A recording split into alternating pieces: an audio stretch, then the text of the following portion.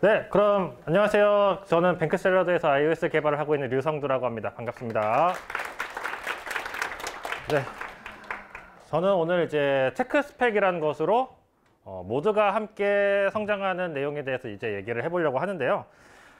이제 테크 스펙으로 성장을 한다라는 얘기를 하려면 먼저 이제 아무래도 테크 스펙이 뭔지에 대해서 이제 얘기를 해야 되겠죠. 그 오전에 용건님 세션을 들으신 분들은 대충 뭔지 그 감을 잡으실 수도 있겠지만 여기서 이 자리에서 처음 들어보시는 분들도 계실 거라는 생각이 들어요. 테크 스펙이 뭔지 얘기를 해보려면은 스펙이라는 건 그래도 많이들 익숙하시죠. 그 스펙이 뭔지는 상대적으로 명확하니까 여기서부터 얘기를 시작을 해보도록 할게요. 스펙이 뭐냐면은 이런 게 스펙이에요. 그 저희 뱅크샐러드는 자산을 만드니까 자산 화면에서 편집 버튼을 누르면 편집 화면이 나와야 된다. 이런 게 스펙입니다. 뭐 명세라고도 하고 요구사항이라고도 하고 아무튼 스펙이라고 얘기를 해봅시다. 그러면은 테크 스펙은 이런 거예요. 테크 스펙은 같은 내용을 SH 뷰 컨트롤러는 에딧 버튼에다가 터치업 인사이드 입력을 받으면 에딧 뷰 컨트롤러의 푸시라는 이벤트를 방출해야 됩니다. 라고 쓰는 것이 테크 스펙입니다. 뭐 다른 예시를 한번 들어볼게요. 그 은행 계좌 셀에 뭐 금융사 로고, 뭐 국민은행 로고, 뭐 상품 이름, 그 다음에 거기에 잔액이 표시돼야 됩니다. 이런 게 이제 스펙이죠. 요거를 이제 테크 스펙으로 표현을 하면 이런 거예요. 뱅크 어카운트 셀에는 유저 뱅크 어카운트 모델에서 다음의 속성을 활용해 가지고 뭐 로고 URL, 뭐 디스플레이 네임, 뭐 밸런스 텍스트 이런 거를 표시를 해야 됩니다. 라고 쓰는 게 테크 스펙입니다. 이거 쉽죠? 그 스펙인데 테크니컬하게 쓰는 게 테크 스펙이에요. 근데 이제 이걸 왜 쓰냐라는 이제 그 의아함이 들 수가 있어요. 아니 처음부터 기획서에다가 스펙이 다 있는 거고 그거를 저렇게 쓸 거면 그냥 코드에다 구현을 하면 되죠. 왜 테크 스펙을 두 번 써가지고 일을 복잡하게 만드냐 라고 생각을 할 수도 있죠. 그 이유는 모든 스펙들이 다 생각보다는 복잡하기 때문이에요. 세상에 간단한 스펙이 없습니다. 뭐 다들 아실 거예요. 그 예를 들어서 요 스펙을 한번 보자고요. 은행 계좌 셀에는 금융사 로고, 그 상품 이름, 잔액을 표시해야 된다. 너무나 단순한 스펙이고 당연하잖아요. 그 내가 뱅크샐러드에 들어보면은 당연히 저런 게 보일 거라고 기대를 할 거예요. 뭐 요구사항도 아닌 것 같아요. 근데 이거 막상 구현하려고 보자고요. 그러면은 저 은행 계좌 정보는 어디서 가져와? 저거는 모델로 이미 만들어져 있나? 내가 새로 만들어야 되나? 새로 만들려면은 뭐 어떤 식으로 만들어야 되는 거지? 뭐 컨벤션이 있나? 이런 문제들이 발생을 합니다.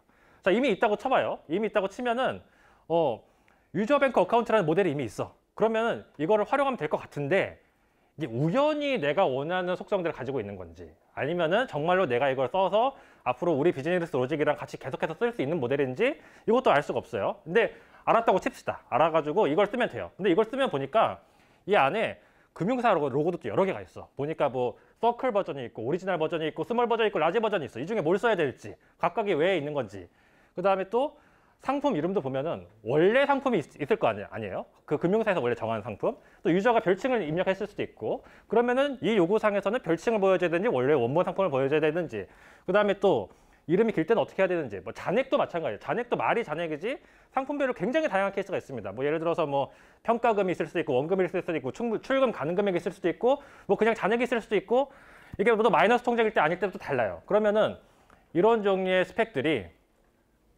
여기에는 드러나지 않는 것이죠.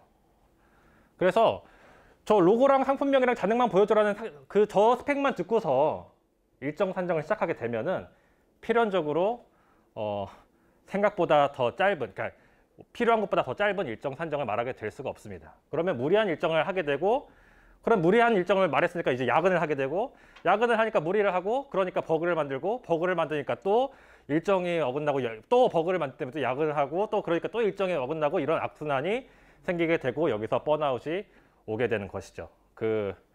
이 얘기가 남 얘기처럼 들리시는 분 계신가요? 남 얘기처럼 들리시는 분이 있다면 굉장히 축복받으신 분들입니다. 네, 그래서 이런 번아웃의 끝에서 많은 사람들이 뭘 하냐면 기획자 탓을 하는 경우가 많이 있어요. 아니 기획서대로 내가 개발을 하려고 봤는데 기획서에 보니까 이런 구멍도 있고 이런 문제도 있어가지고 개발이 지연되었다 라면서 이제 기획자 탓을 하는 사람들이 많이 생깁니다. 그런데 저는 이렇게 생각을 해요. 만약에 기획서에 구멍이 전혀 없어. 아까 말했던 그 모든 사례 다 커버가 돼 있어. 그런 종류의 기획이라면 저는 별로 안 복잡한 제품을 만드는 것이다 그러니까 사람이 코딩도 안 해보고 바로 이렇게 완벽한 그 모든 케이스가 다 커버되는 기획서가 만들어질 수 있다면은 이거는 그냥 일반 사용자가 엑셀로 만들 수 있는 제품이라는 거예요. 그래서 정말로 복잡한 제품을 풀 수 있는 유저들에게 유의미한 제품이라면은 기획자가 기획서에 구멍이 있는 게 당연해요. 그것이 성공의 증거라고 봐야 됩니다. 그래서 완벽한 기획서를 억지로 그런 상황에서 만들려고 하면은 굉장히 시간이 또 오래 걸리고, 그렇게 해서 억지로 정말 기나긴 그 문서가 만들어지고 쳐요. 근데 막상 만들고 보니까 뭐 시장 상황이 변했을 수도 있고, 또는 막상 개발을 하려고 보니까 개발이 엄청 어려운 제품일 수도 있는 거죠.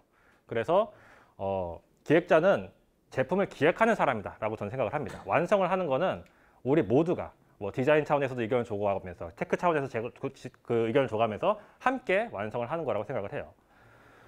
그래서 그 뱅크샐러드도 그렇고 테크스펙이라고 하는 것들이 일반적으로 이런 목차들로 이루어져 있어요. 그 목차들이 쭉 다 있고, 이것들에 대해서 자세한 내용들은 그 저희 뱅크샐러드 기술 블로그에 잘 표현이 되어 있지만, 최종 결론은 일정입니다. 그 일정이 이 테크스펙의 결론부라고 할 수가 있어요. 그래서 결국에 하려는 것은 일정을 제대로 산정을 하려는 것이다. 근데 이제 이렇게 문서를 써야 된다는 얘기를 제가 어디 가서 하면은요, 이런 질문을 하시는 분들이 많이 있습니다. 야, 애자일 선언 못 들어봤니? 애자일 선언에 보면 말이야, 이렇게 안 넘어가지? 애자일 선언에 보면은, 애자일 선언 안 들어보신 분 계신가요? 안 들어보신 분들은 한번 꼭 읽어보시면 좋습니다. 여기 보면은 이런 얘기가 나와요. 문서보다는 작동하는 소프트웨어를 이렇게 중요하게 여겨야 된다, 이런 얘기가 나와요. 그래가지고, 야, 문서를 쓸 시간에 그 작동하는 소프트웨어를 만들어가지고 더 빨리 피드백을 받아야 되지 않겠니? 나의 애자일은 문서를 쓰지 않아 라고 하시는 분들이 꽤 있습니다. 하지만 그분들이 조금만 더 이 애자일 개발 선언을 잘 읽어보시면 여기 이런 내용이 있어요. 왼쪽에 있는 것들도 가치가 있는데 오른쪽에 있는 것들이 조금 더 가치가 있다, 이런 취지인 것이지, 결코 왼쪽에 있는 것들이 안 중요하다는 얘기 아닙니다. 애자일 하면 문서 쓰지 않는 게 그게 정답인 게 아니에요. 그리고 여기서 말하는 저 포괄적인 문서라는 거는 굳이 표현하자면 아까 전에 말했던 완벽한 기획서. 완벽한 기획서를 만드는 것이, 그것 때문에 작동하는 소프트웨어를 늦게 전달하는 것이 이제 경계하는 것이고, 조금이라도 더 빨리 많은 사람들의 피드백을 받아서 작동하는 소프트웨어를 만드는데 가까이 다가가려고 하는 것이 테크스펙이 추구하려는 바입니다. 자, 그 다음에 이제 모두가 함께 개발하는 것에 대해서 이제 얘기를 해보려고 하는데, 테크스펙을 저는 이런 식으로 소개를 해요. 문서로 하는 코딩이다. 정신이 나갔나라는 생각이 들 수도 있어요. 아니, 메모장에 이 에디터 좋은 것들이 많은데 왜 이제 와가지고 이 시전 22전에 메모장에다 코딩을 하고 있느냐라고 생각할 수도 있지만, 문서로 코딩을 하면 말이죠, 개발 환경을 세팅할 필요가 없습니다.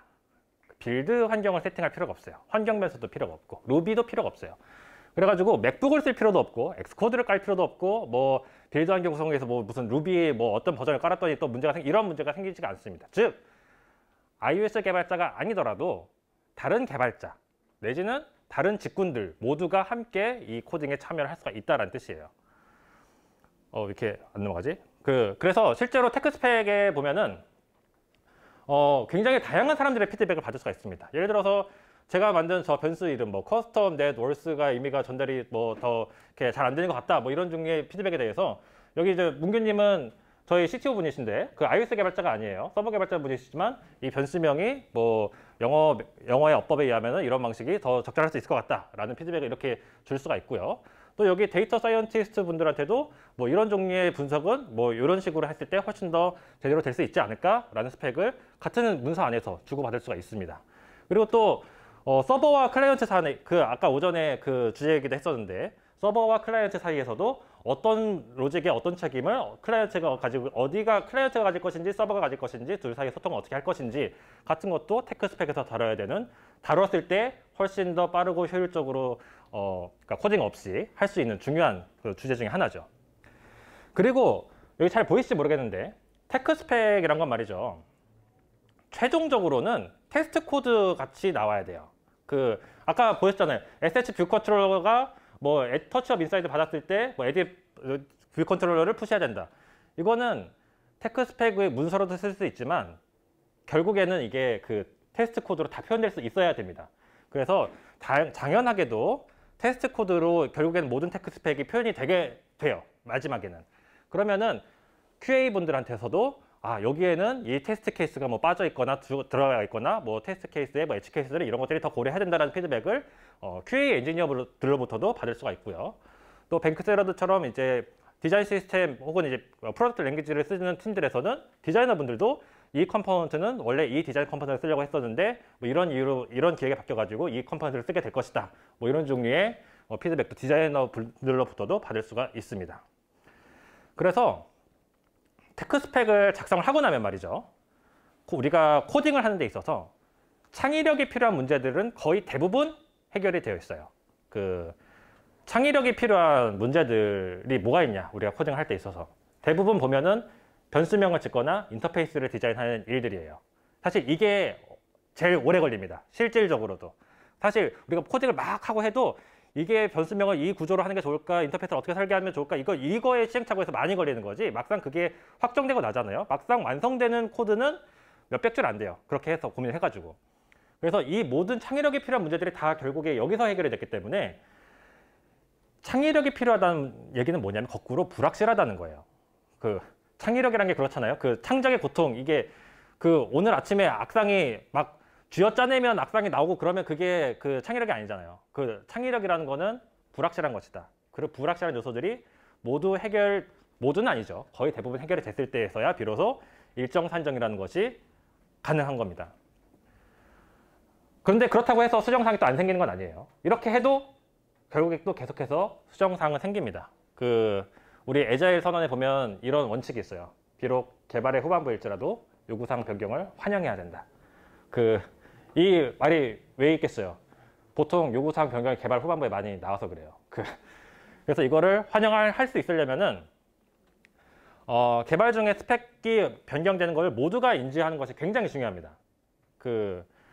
꽤 많은 곳에서 그냥 기획자랑 iOS 개발자가 뭐 이렇게 커피를 마시다가 이거를 이렇게 바꾸면 좋을 것 같은데 했는데 안드로이드 개발자는 그걸 몰라가지고 또 스펙이 서로 달라지고 이런 경우들이 종종 생깁니다. 그래서 개발자는 다 각자 파트에서 구현을 해야 되니까 변경된 스펙을 알아야 되고, 개발자뿐만이 아니에요.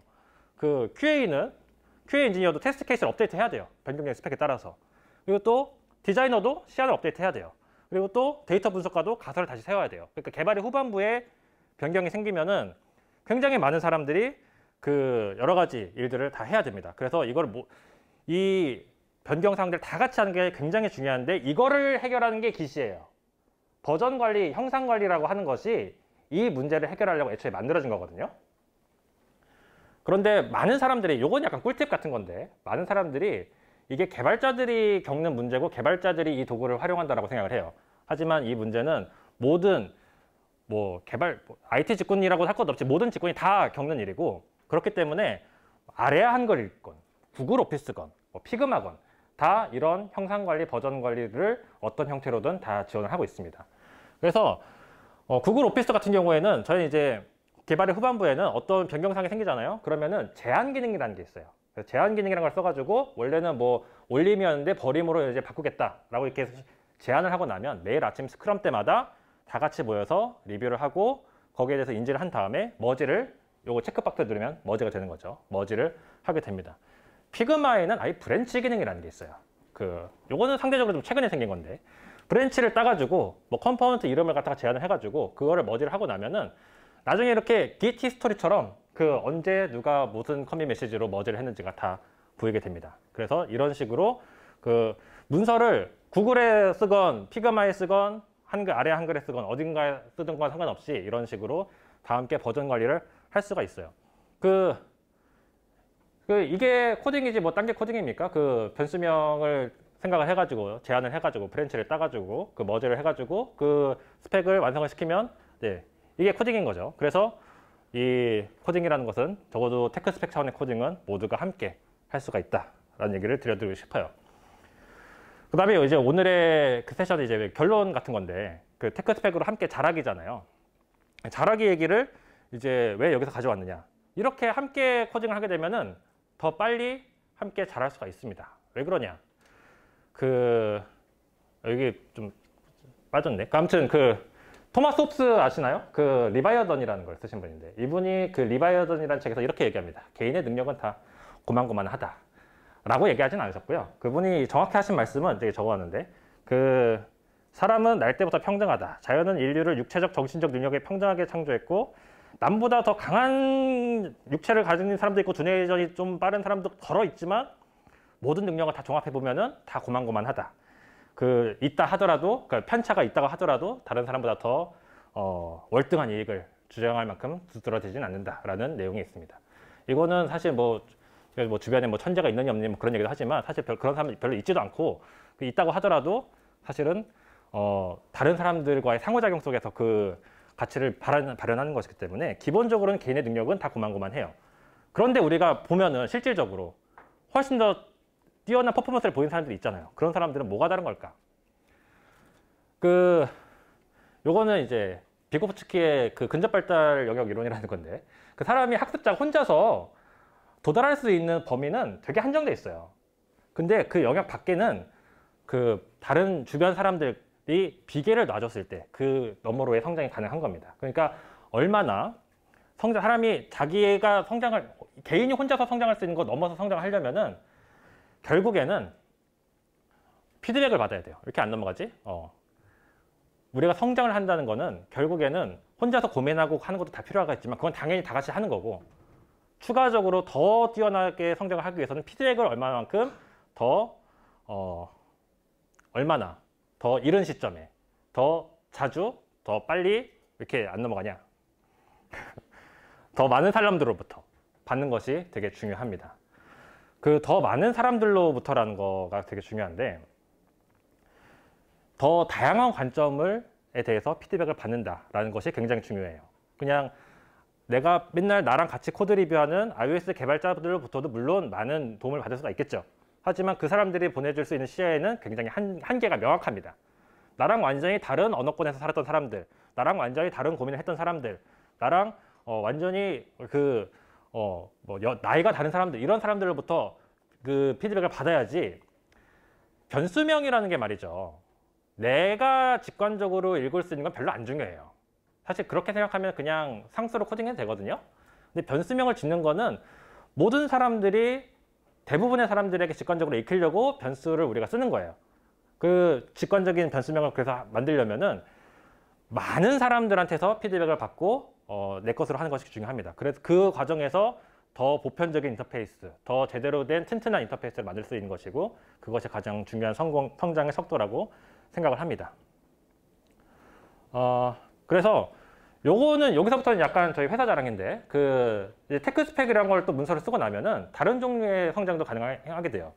그 테크 스펙을 쓰면서도 그런데 완성하고 나서도 정말 중요한 테크 스펙 같은 경우는 저희가 이제 매주 금요일마다 테크 스펙 리뷰 데이라는 걸 따로 엽니다. 그래서 이제 이 테크 스펙으로 지식이 잘 정돈이 돼 있으면은 정말 많은 사람들로부터 그 리뷰를 받을 수가 있게 돼요. 그냥 내가 코드 리뷰를 하게 되잖아요. 그러면 그 코드 레포지터리에 접근 권한이 있는 사람 또는 그 코드를 읽을 수 있는 사람만 그 피드백을 줄 수가 있게 되는데, 테크 스펙으로 쓰게 되면은 그 제품을 이해하는 사람들은 모두가 다 참여할 수 있게 돼가지고, 테크 스펙 리뷰 데이에 여기 126명의 게스트가 들어와가지고 저희 뭐 CTO님도 계시고 저희 뭐 보이피도 계시고 뭐 어디 테크 리더분들 다 들어와가지고, 저거 비슷한 거 내가 뭐 구글에서 만들어 봤는데 뭐 처음에는 잘 되는데 나중에 이런 문제가 생겨가지고 힘들더라, 뭐 이런 얘기들을 적극적으로 얘기를 나눌 수가 있게 되는 것입니다.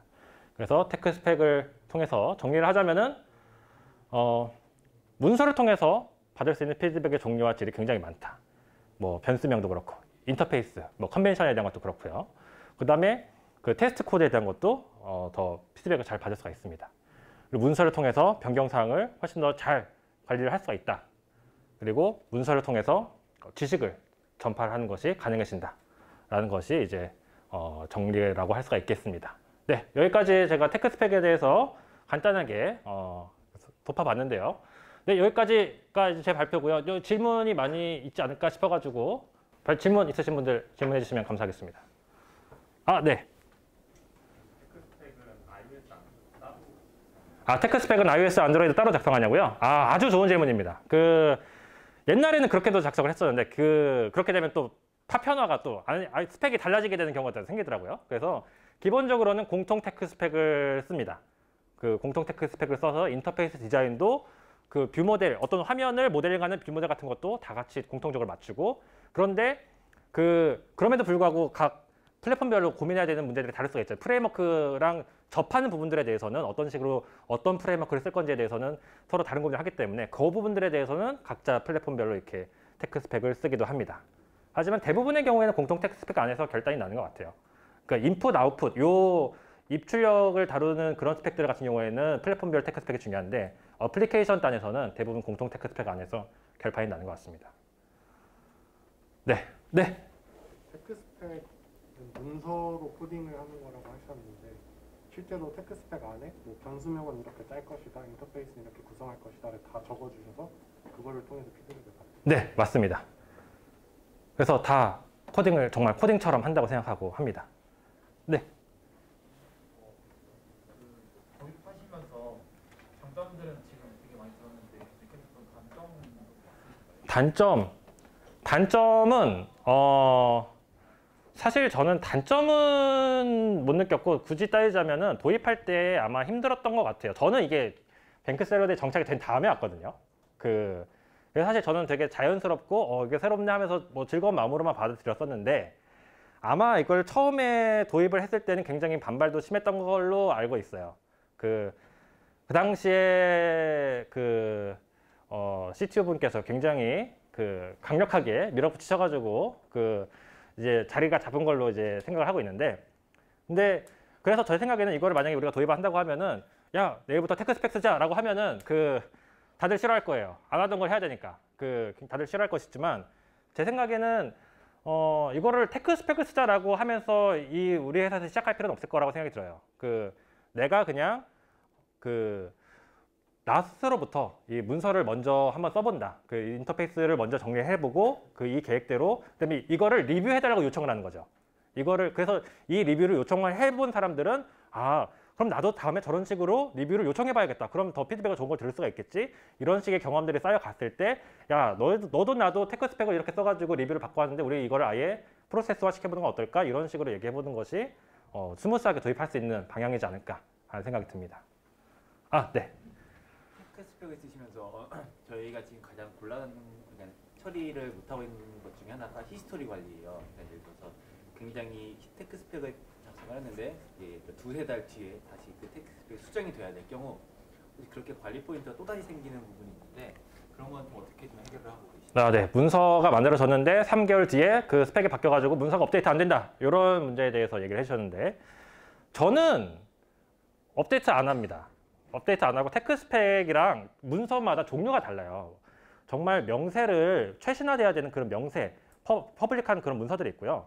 근데 테크 스펙은 일상적으로 저희가 뱅크셀에 쓰는 테크 스펙은 개발을 할 때 리뷰를 받기 위한 용도예요.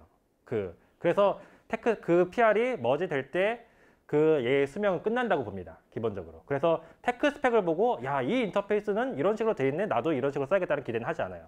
저희는 계속해서 살아남아야 되는 그런 스펙은 아까 오전에 용건님께서 발표하셨던 것처럼 IDL, 인터페이스 디자인 랭귀지를 활용해가지고 씁니다. 그래서 인터페이스 디자인 랭귀지가 커밋이 되고 머지가 되면 마스터 브랜치에 있는 것이 우리의 최종 명세다라고 이제 얘기를 하는 거죠. 그러면 사실 예를 들어서 누군가 새로운 개발자가 와서 온보딩을 할 때 테크 스펙은 개런티가 되어 있지 않은 문서. 그렇죠. 개런티가 되어 있는 건 테스트 코드입니다. 그래서 테크 스펙은 테스트 코드를 만들고 테스트 코드에 대해서 리뷰를 받고 테스트 코드가 머지가 되면 걔가 개런티. 그래서 온보딩하는 사람들은 테스트 코드를 보면서 로직을 전체적으로 쭉 훑어보게 되는 거죠.